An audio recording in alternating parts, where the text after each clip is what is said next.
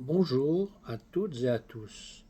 Après ma dernière vidéo sur l'importance de la supplémentation hormonale, quel que soit l'âge ou les conditions de santé, je vais vous parler aujourd'hui d'une hormone bien particulière, la DHEA, appelée jadis hormone de jouvence.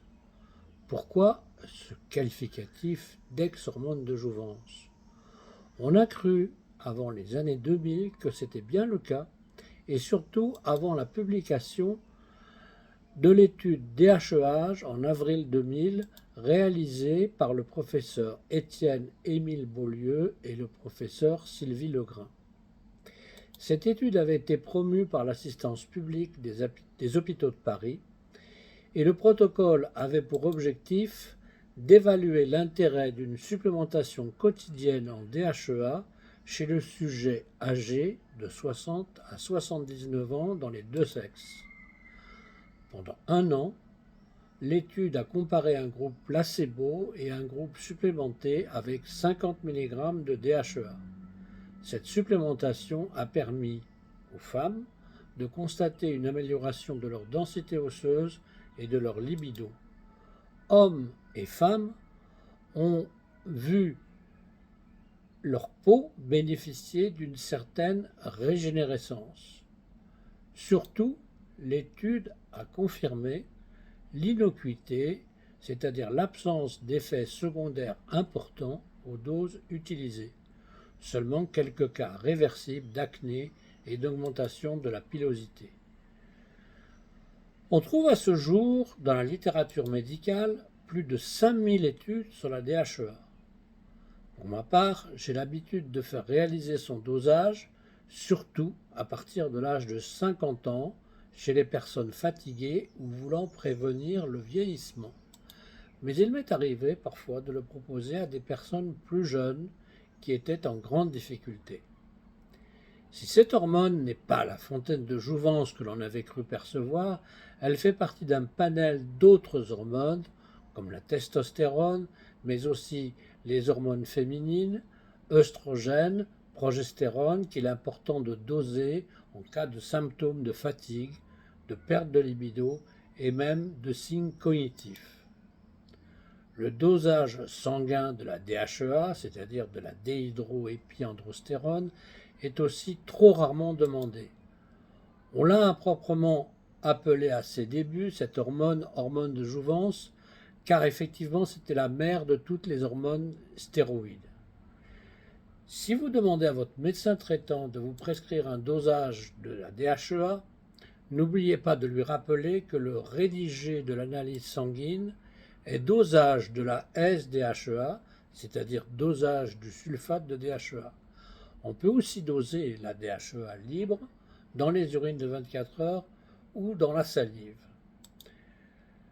Pour ma part, j'ai constaté qu'elle contribuait au maintien ou à l'amélioration des fonctions cérébrales et cognitives, parfois même de la mémoire, et qu'elle avait un effet antidépresseur-like.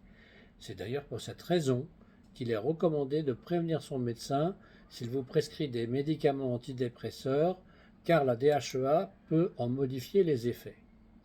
J'ai constaté également une augmentation de la libido observée dans les deux sexes et à tout âge, mais elle est plus facilement détectable chez la femme que chez l'homme.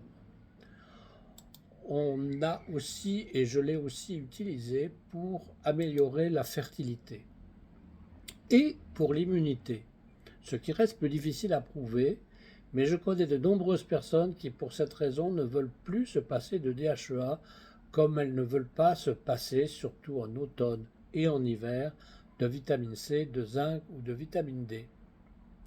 Il est à noter que la DHEA diminue l'expression des symptômes inflammatoires par le biais d'un médiateur qu'on appelle l'interleukine 6. Et il faut savoir que ces syndromes inflammatoires font le lit de toutes les maladies de dégénérescence. Le prix d'un dosage de sulfate de DHEA, S-DHEA, est de 30 à 50 euros en fonction des laboratoires et remboursable sur ordonnance médicale. Gardez-vous de vous en tenir aux normes proposées par les laboratoires en fonction de l'âge.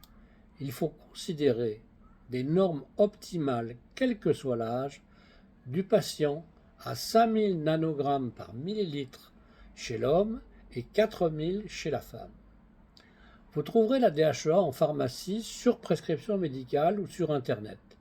Je vous conseille d'ailleurs de ne pas vous automédiquer et de passer par la prescription médicale d'un confrère compétent en matière de complémentation ou de supplémentation hormonale qui saura vous proposer les bons dosages hormonaux à faire et déterminer les éventuelles contre-indications.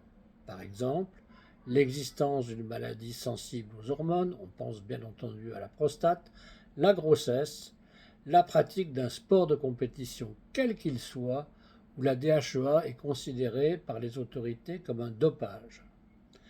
Contrairement à une idée reçue, le suivi d'un traitement de supplémentation hormonale chez l'homme ou chez la femme, c'est-à-dire un THS, ne contradict pas la supplémentation en DHEA. Mais cela nécessite une certaine prudence, bien sûr, et idéalement un suivi biologique. Si vous souhaitez en savoir plus, je vous conseille de vous référer au livre que j'ai coécrit en 1998 avec le docteur Maurice Naon, publié aux éditions Jouvence, Stratégie longue vie. Vous y trouverez de longs développements sur ces questions.